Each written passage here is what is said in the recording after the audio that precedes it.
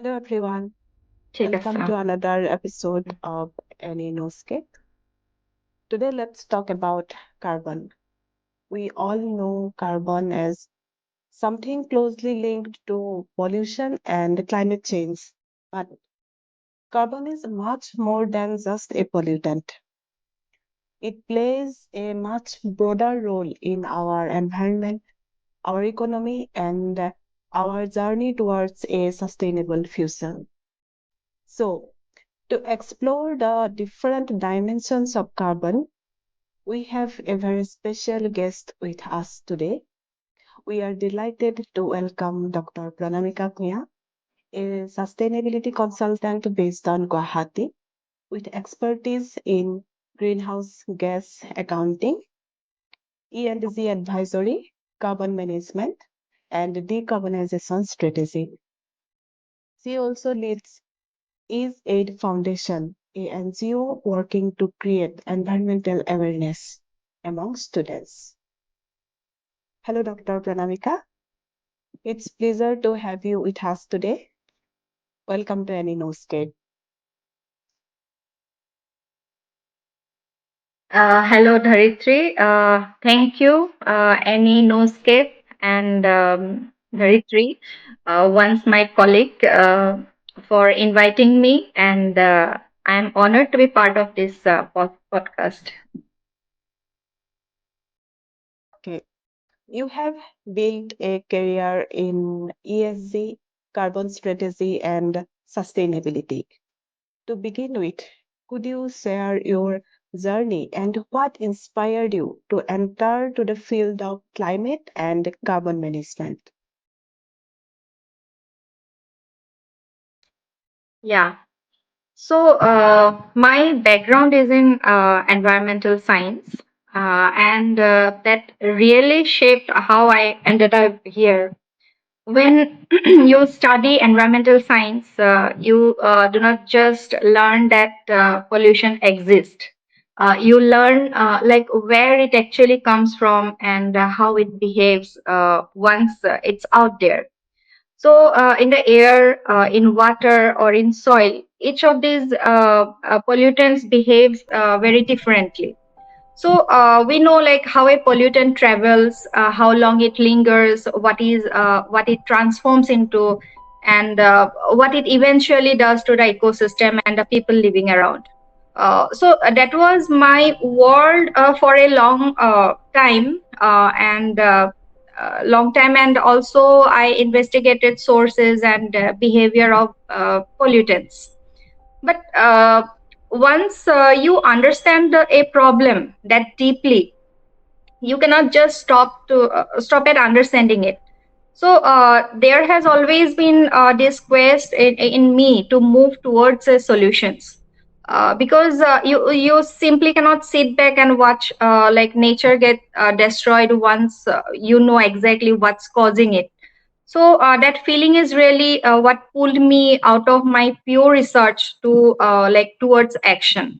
So and that is where sustainability opened up for me as a field.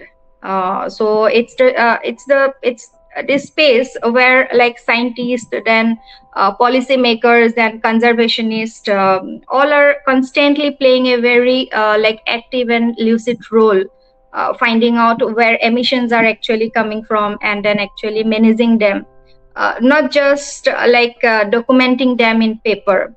So yeah, that's how I got interested, and that's how like I entered into this domain. Okay, let's come to the carbon market. Yeah, carbon credits have become a widely discussed topic today. Could you explain what carbon credits are, how they work, and why they are important in addressing climate change? Yeah, very relevant, like time relevant question. Uh, so let's start with the simplest possible definition, like of carbon credit, for the audience who tries to understand what is carbon credit. So a carbon credit is a certificate that represents 1 ton of carbon dioxide or an equivalent greenhouse gases. There are 7 greenhouse gases. So let's not discuss it further, but it's a 1 ton of carbon dioxide or an equivalent greenhouse, which represent 1 carbon credit. Now that we have got the unit like one ton, so let's talk about where these credits actually get bought and sold. Like there should be some market. We know that certificate for 1 ton of carbon dioxide or greenhouse gases. So there are two quite different markets for that. The first is the compliance market, where this is where the government legally requires certain companies or industries to stay under an emission limit. If you cross it, then you must buy credits to cover the difference, or if you stay under it, then you can sell the surplus. This is not a optional, means for compliance market, this is not optional, it's a law. EU ETS, like European emission trading system is there. This is which is the oldest and biggest global example of compliance carbon market. And closer home, in India now, it has own compliance market, which is known as carbon credit trading scheme, which is mandatory for large industrial sectors like aluminium, then cement and steel. So these are name a few. There are more number of sectors are included. The second is the voluntary market. So here nobody is legally forcing anyone to buy anything. So a company simply chooses to purchase carbon credits because it wants to offset. Okay, so on its own footprint, maybe to honor a sustainability commitment or a net zero pledge it made publicly. So say a company wants to offset the emissions from corporate flight or an office building, it might buy credits from solar power projects. That's replacing coal-based electricity, or a mangrove restoration project, or a clean cook stove program that stops rural households from burning firewood indoors. So that's under the voluntary market. So so next, your question was how carbon credits actually helps addressing the climate change. So yeah, so let's understand there are few ways, and this is where it tends to click the people. First, it puts an actual price on carbon. Okay, then once emitting it, it costs money. Then reducing it earns money. So you have changed a financial incentive for every business, not just environmentally minded ones, but for business overall. Okay, so second is that it channels real finance towards projects, okay, that might never get funded out otherwise. So a solar plant in a remote village, or a mangrove belt, or a rural cook stove program. So all these projects or carbon projects, you can say, it improves indoor air quality, then climate resistance it provides, then health improves. So there are n number of benefits from these carbon credit bearing projects. Third is that because a ton of carbon dioxide has the same impact on the atmosphere no matter where on earth it's released or avoided. Carbon markets let the world cut the emissions wherever it's cheapest and fastest way to do it first. It's not like regional, it's global impact. You will find a global impact. After all, uh, every like carbon project will reduce, like based on their capacity, the carbon dioxide. Either they remove, or they like remove from the atmosphere, or they do not release it, avoid releasing. Yeah.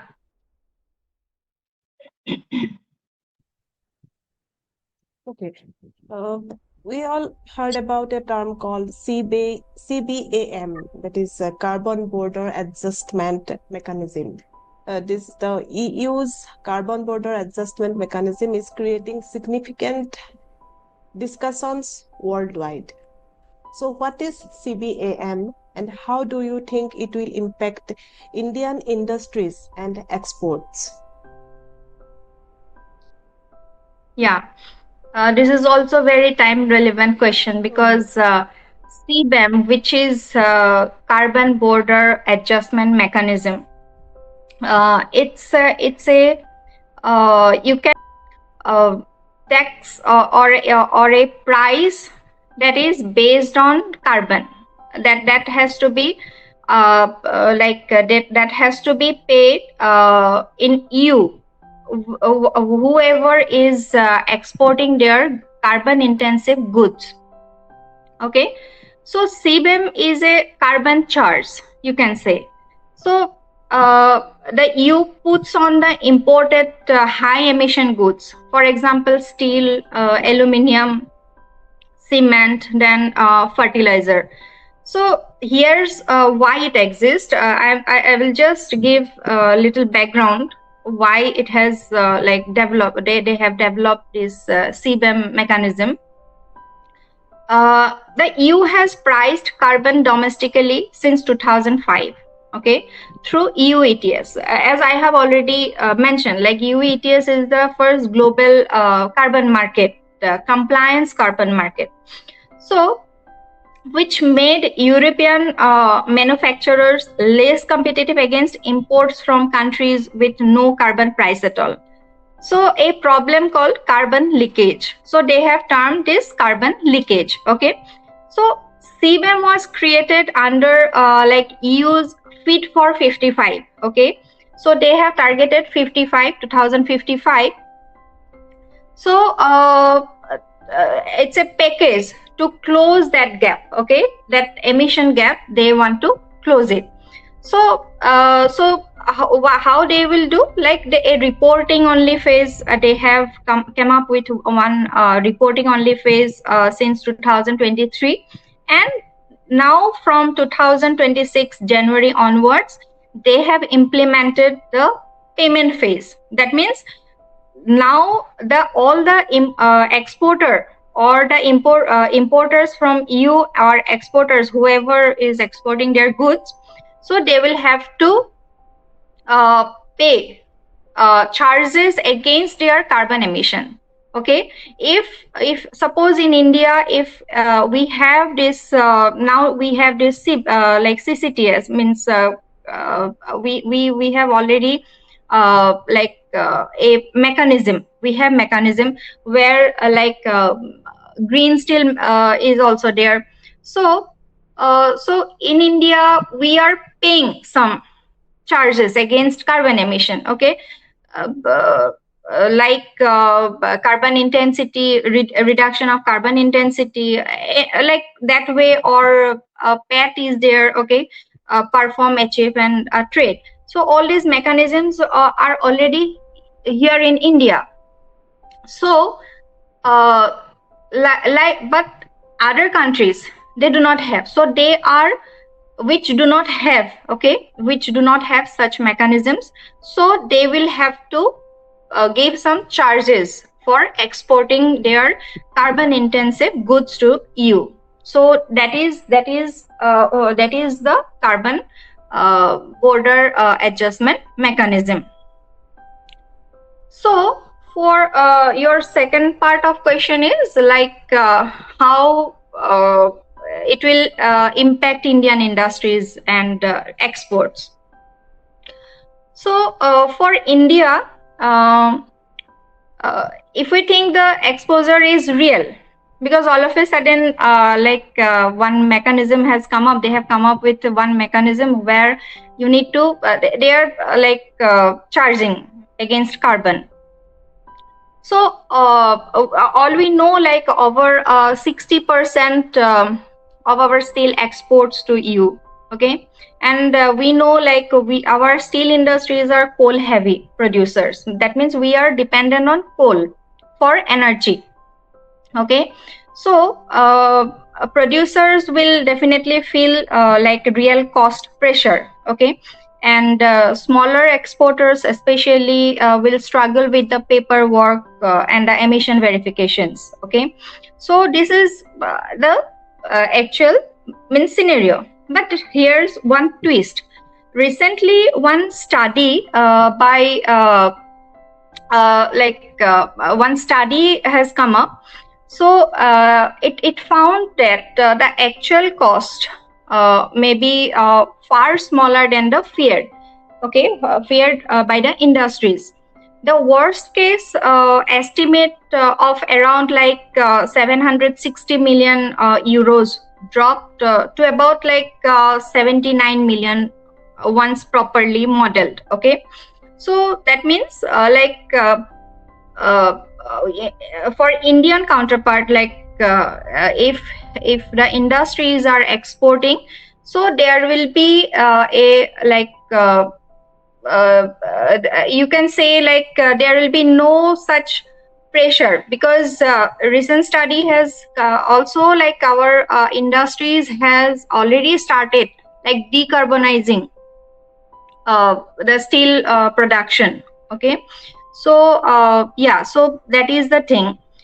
And the last part I just want to mention here, that for the industries, like if they adopt some measures, like steel industry, heavy industries, or all those hard to abate sectors, or not only steel but for cement or fertilizer.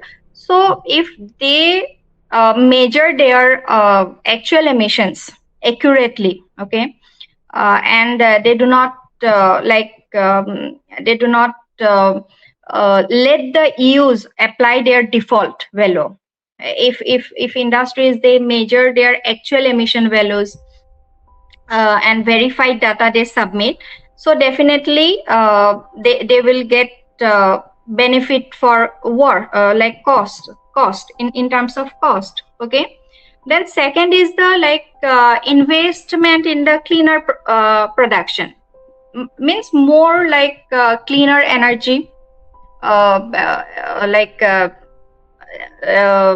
use of more cleaner energy. Then for example, like hydrogen, green hydrogen is coming up.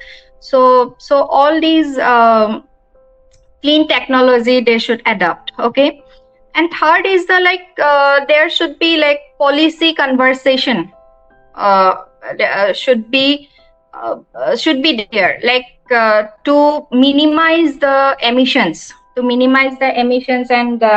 and also talk between EU and India for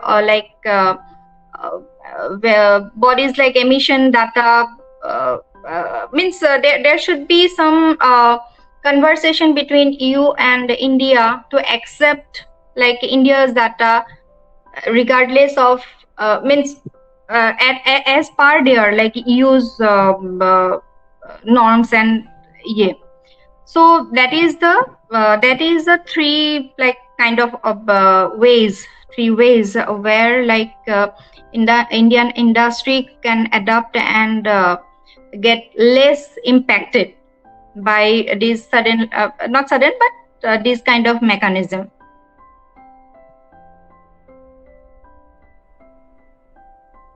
Yeah, you have already mentioned about the CCTS, carbon credit trading scheme. How is it different from these industrial carbon markets, and What opportunities does it create for Indian businesses? Okay. Uh, CCTS, as already I have mentioned, like carbon credit trading scheme. So it's a straightforward cap and trade system like you for India. Okay, but it's not like very strict like EU. So CCTS is what's called it's intensity based, like, okay. It is what's called an intensity based baseline and credit system. Okay, so instead of setting a hard cap on total emissions, it sets a target for how much carbon like one industry can emit per unit of output. Okay, it's not a total cap, like you cannot means this is not like you cannot emit uh, like of a given number. It's the like per unit of production by per unit by per ton of carbon dioxide. So for example, a cement plant is not told like you can only emit X total, X ton total. So instead, what it is, it says like you can only emit X tons per ton of cement you produce. Okay, so that's matters. Like we are a growing economy, like in India, and it does not penalize companies simply for producing more. Okay, so it pushes them to produce more efficiently. It's not like you cannot produce it, but more energy efficiently or carbon efficiently. Okay, so it also did not come out of nowhere, just giving you the background. So it's built on India's existing Perform, Achieve and Trade scheme, which is known as PAT scheme. Okay, and which has run since 2012 for energy efficiency. So Indian industries, they have already like a decade of experience with target setting and trading.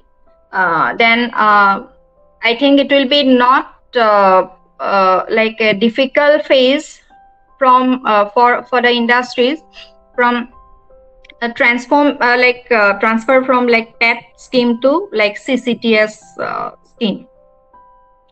So right now, 7 sectors are in it, covering close to like 490 large industrial units. And full certification is like expected to like go live later this year, 2026, and through like India's power exchange, and which is regulated by Central Electricity Regulatory Commission. Okay, CERC. So second part is like how question was like what is the opportunity does it create for Indian business? Yeah. Yes. Yeah. So if a company beats its emission intensity target, okay, so that means they have this genuinely tradable financial asset in the like carbon credit certificate, as a carbon credit certificate. So for companies like exporting to EU, having a robust domestic carbon market and like verified emissions data actually helps you like demonstrate compliance readiness for CBAM. So it will be beneficial for the companies or industries which are exporting their goods to EU. Okay, and like smaller businesses also, they will get benefited from voluntary offset arms. Not the compliance, but voluntary market also they get benefited. Yeah.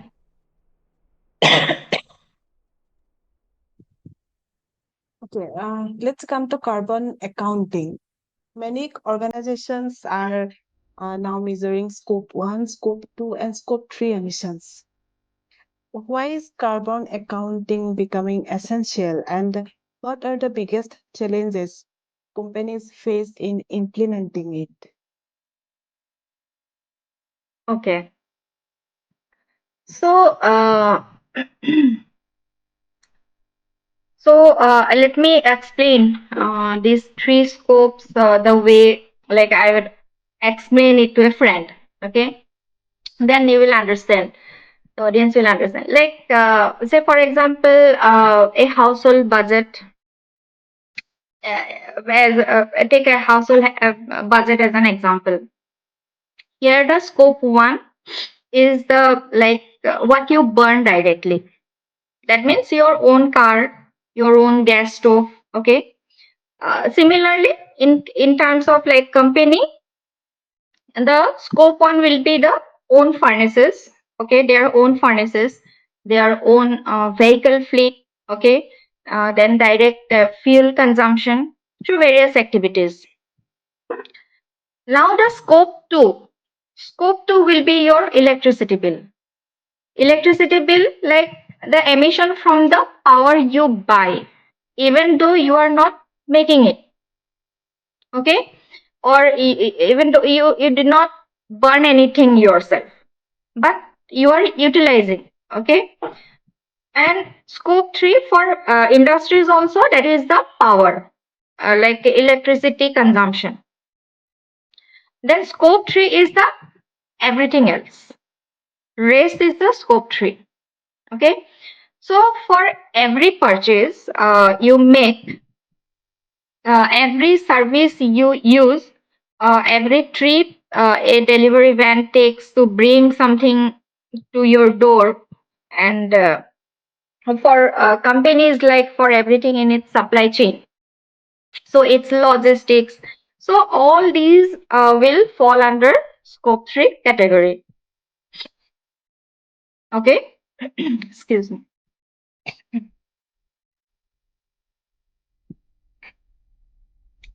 So why does it matter? Because for most companies, scope 3 is enormous. It's almost like 70 to 80, sometimes 90% of their total footprint. Okay. And if you only measure like say, scope 1 and only 2, then you are looking at the very smallest slice of the problem, because remaining 90% is it's you are not looking at. Okay, you are not considering it. So the biggest challenge is the data. Okay, to measure scope 3 properly, so you need emissions data from your suppliers, and in India, a huge share of any large company's supply chain is made up of small medium enterprises that simply do not have any system. Okay, and sometimes they lack awareness also, and to track and report their own emissions. Okay, so a large company trying to do honest scope 3 accounting often hits the wall, not because they do not want to measure, because they the data that genuinely does not exist yet. Okay, in the supply chain or the value chain. So that's the actual like one of the reason why we need like capacity building work. Okay, training suppliers, not just the head offices. Okay, so that is the challenge, you can say, for the companies. Okay. Uh, we have heard about ESG reporting, which is very much important for carbon, and it is becoming increasingly important with carbon emission and carbon market, etc. So, beyond compliance, how can strong ESG practices create long term value and improve business competitiveness? Okay. So, while I like communicate with clients, when I communicate with clients for ESG reporting and all, so I always tell my clients like stop thinking of ESG as a report. Okay, so it's not like you file once a year and start thinking of like and it's done. Okay, so instead, you start thinking of it as a risk radar for your business. Okay, so a strong ESG practice tells you like where your operational and financial and like reputational risk actually sit.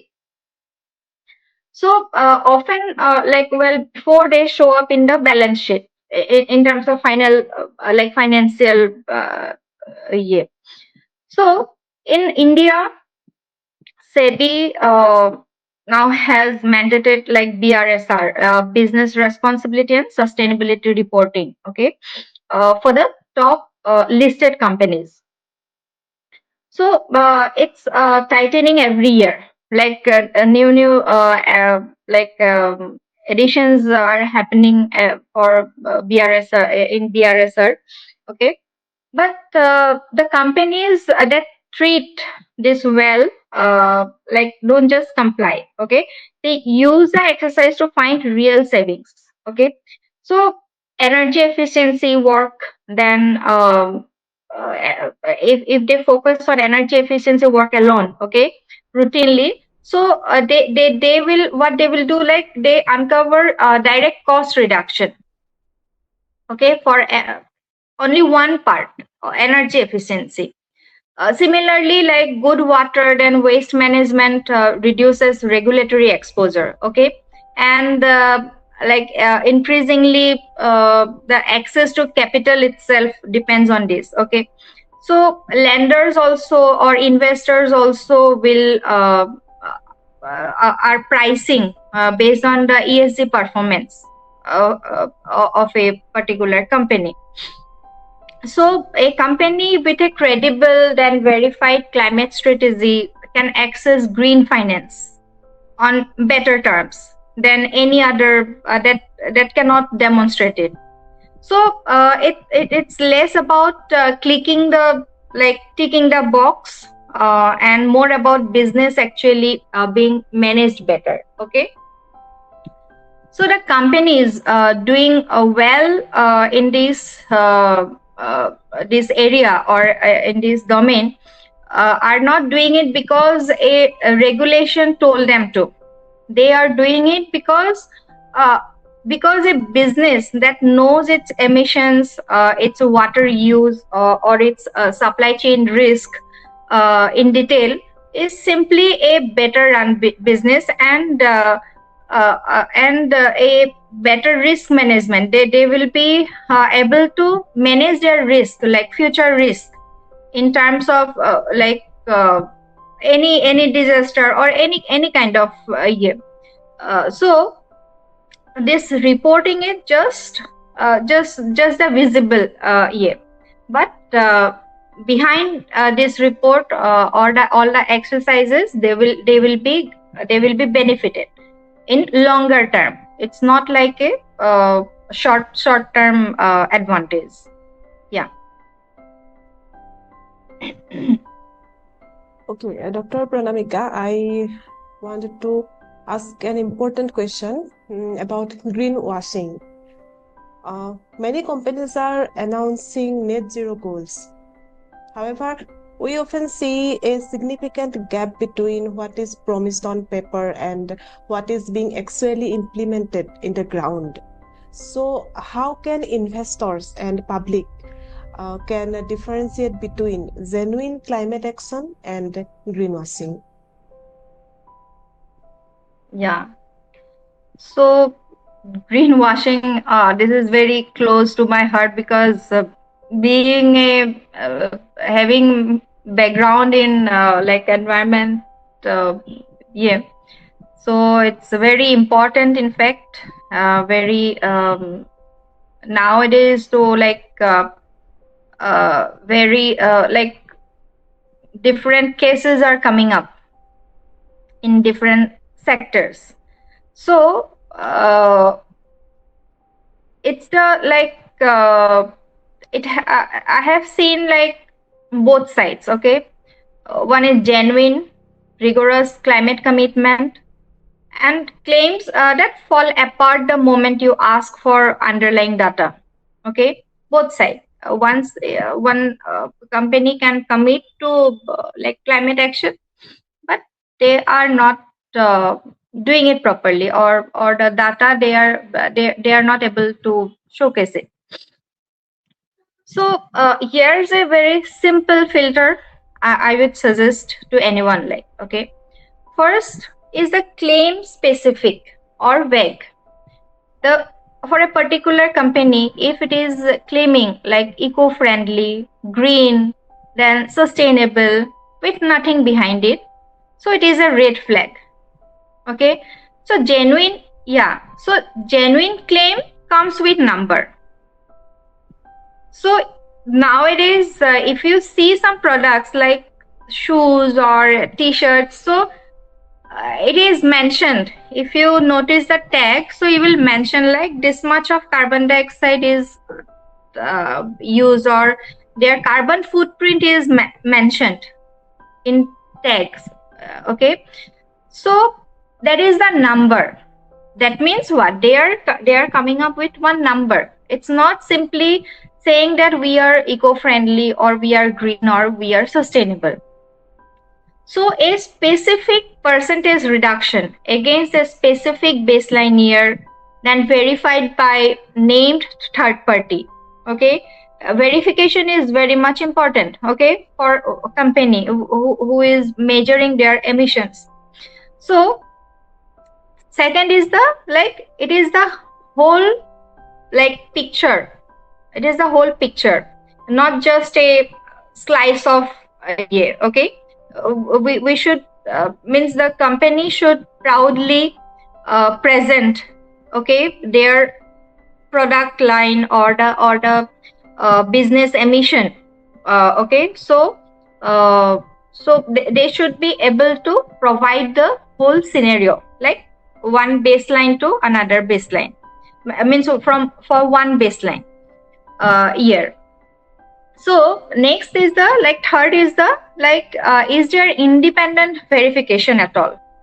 It's not like they will measure and they will verify. It's not, it should not be like that. There should be independent verifier, so that they actually check whether the whatever data they are providing is actually happening or not in the company itself or in the business itself, or the science based, whether it is science based or not. Okay, so for Indian regulators, like for India, regulators have already come up with some guidelines. For example, like Advertising Standards Council of India brought the green guidelines into 2024, specifically to stop vague and substantiated environmental claims in advertisement. And like Central Consumer Protection Authority also, it has its own greenwashing guidelines in the same year. So these kind of regulations are very much important. And also only not only the regulations, someone have to like check audit like whether they are following the regulations or not. So verification is very important part of any like measurement or whatever process they are following. So so it is like honestly it should be for investors and for public, uh, my request is to like don't just read the net zero press release. Ask for their transition plan behind it and their data or the number or the real climate commitments which they have made. Okay, and like verified verified report or so you just one should not just fall for lame uh, you can say advertisement or like that. One should verify like whether they are practically doing it or not, or in ground they're practicing or it or not. So that is my advice and request to like who is concerned, like concerned citizens, we can say. Yeah. Now come to the technology. We all know that the technologies are playing a important role in case of industries or innovations, etc. So, which technologies do you believe will have the greatest impact on reducing industrial emissions over the next decade? And could innovations such as carbon capture, green hydrogen, and membrane-based gas separation play a significant role? Yeah, so I think all three means definitely the membrane based effective gas separation is the technique behind all these industrial processes. Okay, that is must because in every technology like carbon capture, then hydrogen production, natural gas processing and purification or biogas upgrading. So in all these technologies, this membrane based effective gas separation is must, like inevitable part of mechanism. Okay, so in for recent time, so green hydrogen is one of the like real which have gained real momentum, you can say, in India right now. So we are not just talking about it anymore, but we have built it. We have a green hydrogen policy also. Okay, budget in budget also it has like it has some allotments also in budget. So green hydrogen is one technology, and another one is carbon capture, utilization and storage, which is at very nascent stage in India, and slowly it's developing. uh, yeah, so all three technologies are important, and if it is like India based technology means it should be like developed, it should be developed slowly so that our target we can reach the target like more efficiently. Yeah.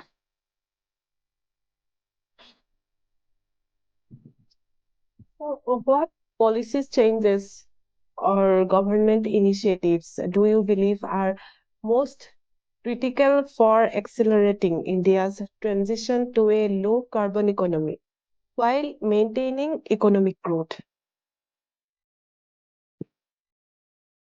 Yeah, so a few things in order of urgency. The first one is the we need CCTS to actually go live and full transparent like with price transparency. Then second is the genuine need of mutual recognition agreement with you or any other Indian counterpart who is developing uh, mechanisms or who is putting a price on carbon on the basis of like embedded carbon or whatever you name it, means carbon emission. Okay, so like CBAM. So Today EU, some other day, some other countries will come up with another mechanism. So we should have some mutual recognition agreements so that our like production, there should not be like gap in production and export. Okay. So second is, third is the skilling, which is very important. Like I said, uh, in the previous discussion itself, I have mentioned like in the supply chain itself, they are not aware. The people involved in the supply chain or the value chain, they are not aware or they do not know about all these mechanisms which is going on at the higher level. So, skilling is very important. Okay, we can build all the policy architecture we want, but if the workforce that has to actually execute carbon accounting or ESG reporting or verification, it's not trained. Okay, then nothing will move. So, for fast movement, so skilling is very important. Then finally is the continuing to bring down the cost of renewable power or the clean power, clean technologies. Okay, because it lowers the emissions, literally everything else downstream. So clean technology. So another point. It's very important. So yeah, so these keeping all these in mind, the policymakers should focus on for my as per my opinion. So policymakers should focus on or emphasize on these points for like rigorous yeah, transition to clean or towards the net zero without compromising the development, yeah, or economic growth.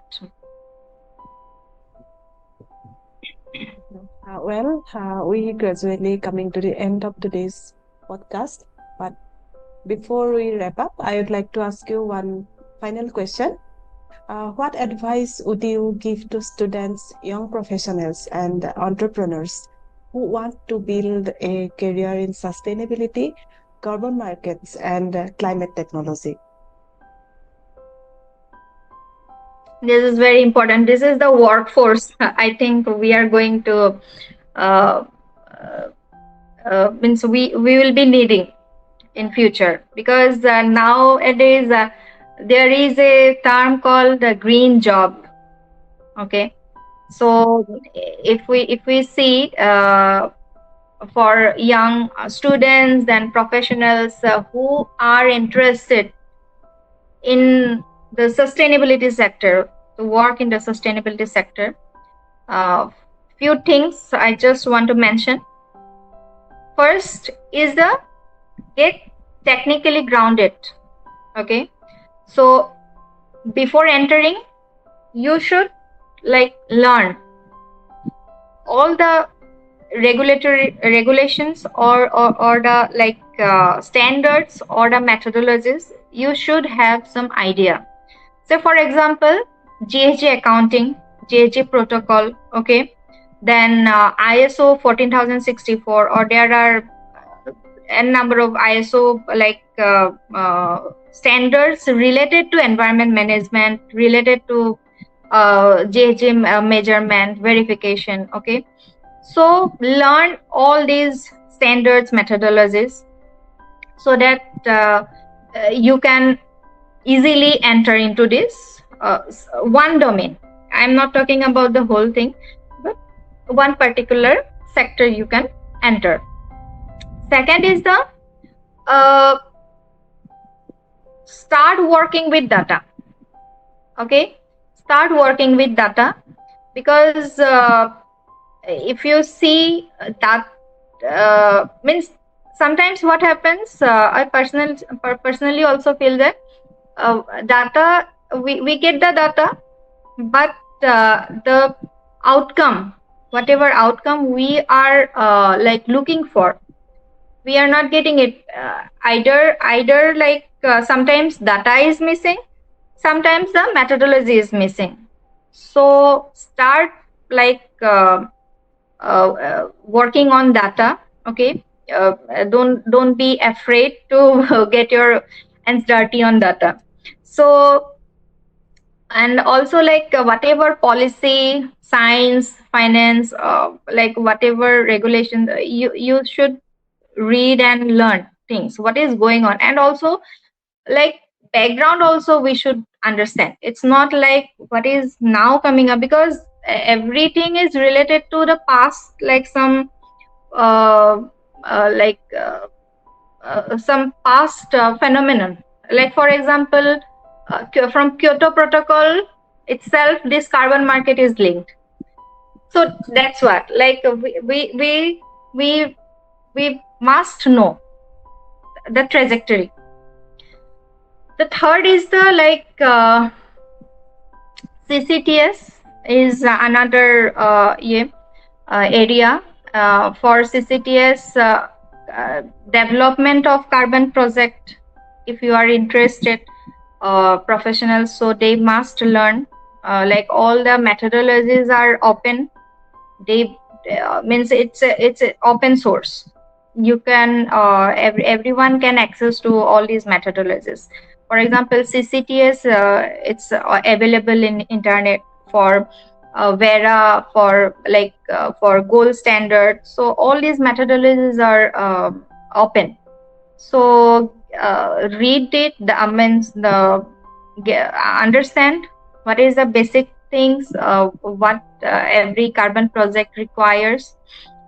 So, and also upskilling, you can say. Like it's not like I did my PhD and nothing, there is nothing to learn. But every nowadays, like new skills are coming up to every for everyone. Every day is learning day, you can say. So upskill, learn, skill what is for what field you are interested in, and for what skills are required, you search and you upgrade it. And finally, stay honest, because it's a field that runs on trust and verified numbers. So honesty is the best policy, you can say. So the moment you start shedding data to make a client's like story looks better than it is, so you have to stop being useful to anyone. Like okay, so the professionals who last in this field are the ones or the companies trust to tell them the truth, not just the number they wanted to hear. So the story you are cooking should reflect the actual scenario. It's not like what people want to hear or the company want to hear. So honesty, yeah, that is the